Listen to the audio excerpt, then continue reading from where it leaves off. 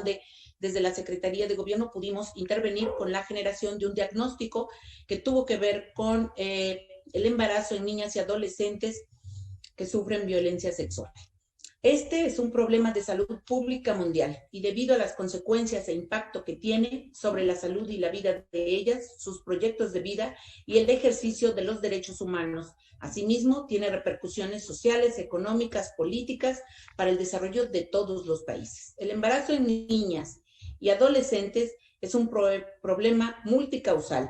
Para prevenirlo y atenderlo, es necesario conocer sus causas, registrarlas e intervenirlas, así como monitorear y evaluar el impacto de los programas y políticas públicas y de las acciones institucionales y comunitarias que eliminen las barreras de acceso a los múltiples servicios relacionados. Algunos datos mostrados por los servicios de salud de Veracruz en noviembre de 2019 mencionaron que Jalapa y Perote se encuentran dentro de los 200 municipios a nivel nacional considerados por las autoridades sanitarias como prioritarios de atender en lo que se refiere a embarazos en menores y adolescentes. Existe una propuesta institucional viable que se concretiza en la norma 046, la norma oficial mexicana 046, la cual muestra criterios puntuales de prevención y atención a la violencia sexual.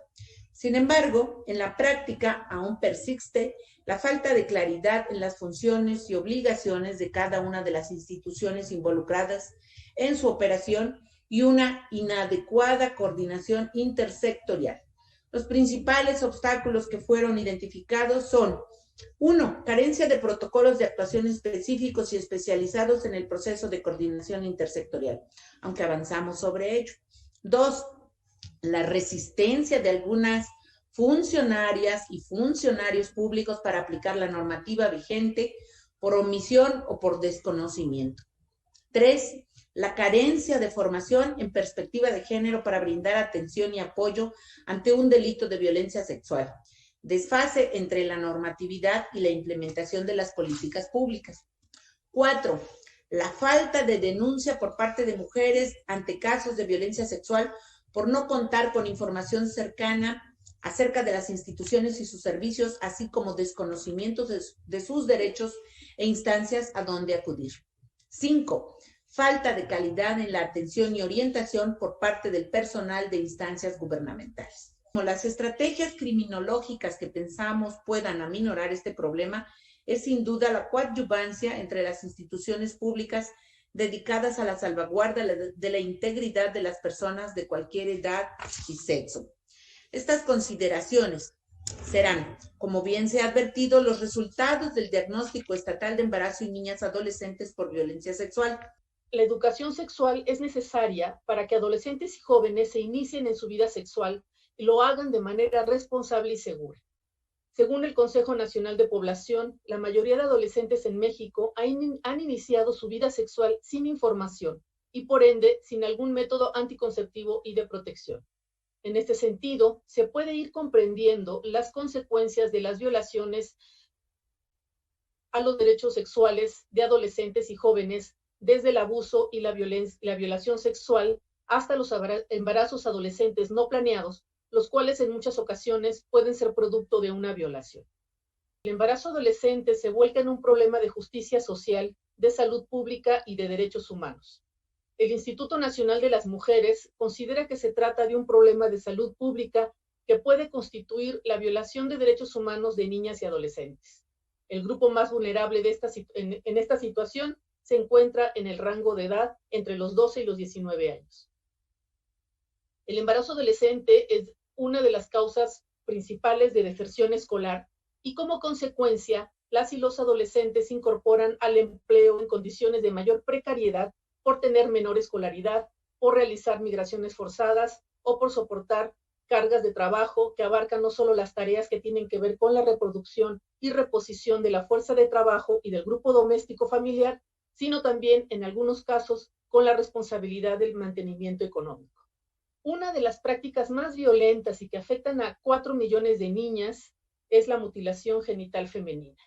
Sabemos que esta práctica está extendida mayormente en los países de África, Oriente Medio y algunos países asiáticos. Sin embargo, según datos de Naciones Unidas, se han identificado estas prácticas en algunas comunidades de América Latina, principalmente en algunas localidades de Colombia. La mutilación o ablación genital femenina es un procedimiento que se realiza a una mujer o a una niña con el objeto de alterar o lesionar sus órganos genitales sin que existan razones médicas que lo justifiquen. Casi siempre implica la extirpación parcial o total de los genitales externos. La mutilación femenina constituye una violación de los derechos humanos fundamentales de las niñas y las mujeres. El matrimonio infantil es una práctica extendida a nivel mundial y constituye una grave violación a los derechos de niñas y niños, adolescentes y jóvenes, impidiendo la libertad física de la persona, así como la capacidad de decidir, quedando supeditada en su mayoría a las decisiones de su pareja o de la familia. Su consideración como una grave violación a los derechos humanos de este grupo de población surge por la afectación permanente a la vida, a la salud y al libre desarrollo de la personalidad y la libertad. El matrimonio infantil ha sido clasificado como una forma o modalidad de matrimonio forzoso, que a su vez se posiciona como una forma de trata de personas, ya que al menos una de las personas contrayentes, en su mayoría una niña o adolescente, no expresa personalmente y con libertad su consentimiento pleno y libre a la unión.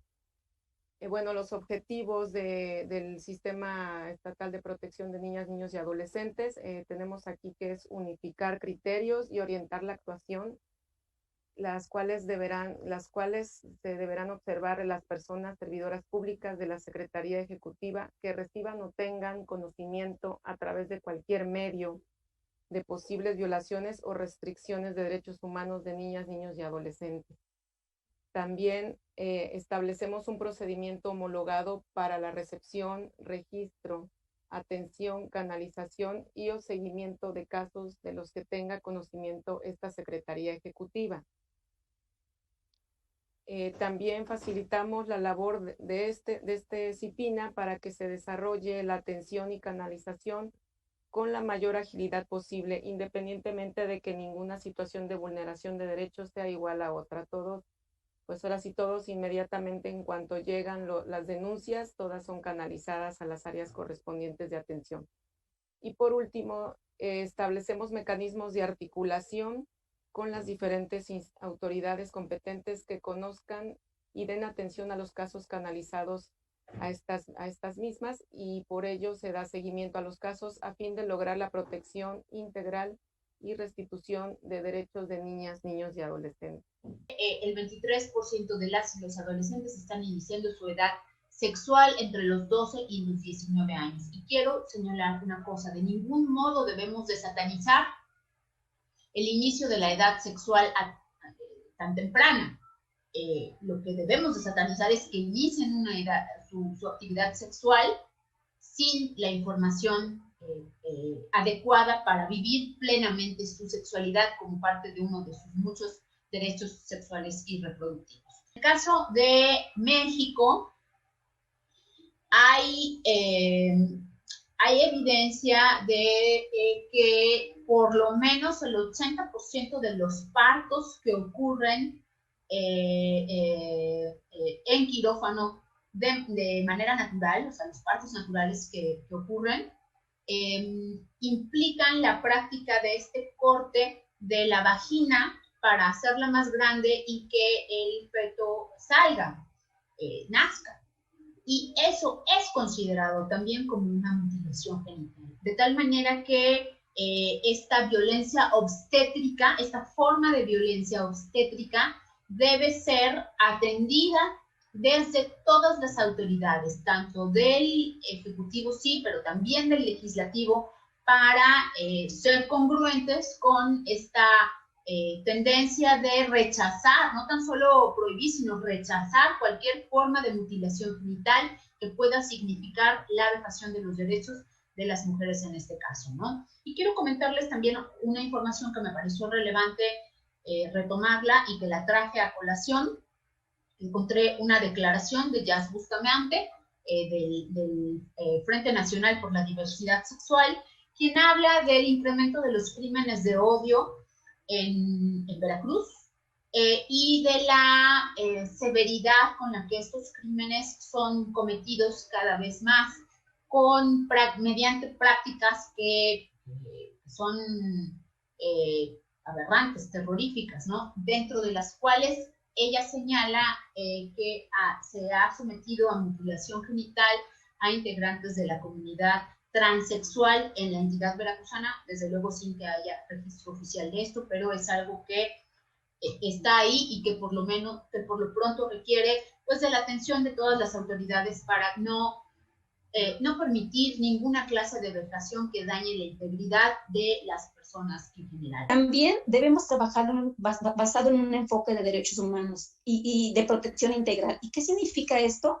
Que si bien es cierto el embarazo adolescente, la falta de información sobre su salud sexual y reproductiva, el hecho de que se llevan a cabo matrimonios forzados, o la otra situación que se presenta en agravio de niñez y adolescencia, si bien es cierto esto vulnera muy directamente algún derecho humano, la verdad es que debemos tener una mirada integral. Una mirada integral desde antes, porque los derechos humanos que garanticemos desde la infancia definitivamente va a impactar en impedir tal vez que una niña se embarace, un adolescente se embarace de manera no planeada, que surjan distintos tipos de violencia, que haya matrimonios forzados, que se sigan existiendo en las comunidades la costumbre, creencia o tradición de que las niñas pueden casarlas fuera o sin tener su consentimiento y fuera del marco normal, legal, normativo. Entonces, en concreto, nuestras políticas públicas debemos desarrollarlas con un enfoque de derechos. Debemos conocer cuando menos los 20 derechos que enlista la Ley General y la Ley Estatal de Derechos Humanos de Niñas, Niños y Adolescentes. ¿Por qué? Porque esto nos va a permitir tener la mirada integral. Nos va a permitir no violentar derechos humanos, nos va a permitir proteger derechos humanos que se estén vulnerando, posiblemente algún marco normativo o en algún programa o en alguna acción sin conocerlo estamos violentando algún derecho humano. Entonces la mirada integral yo siempre digo que tenemos que ponernos anteojos con enfoque de derechos humanos de niñas, niños y adolescentes.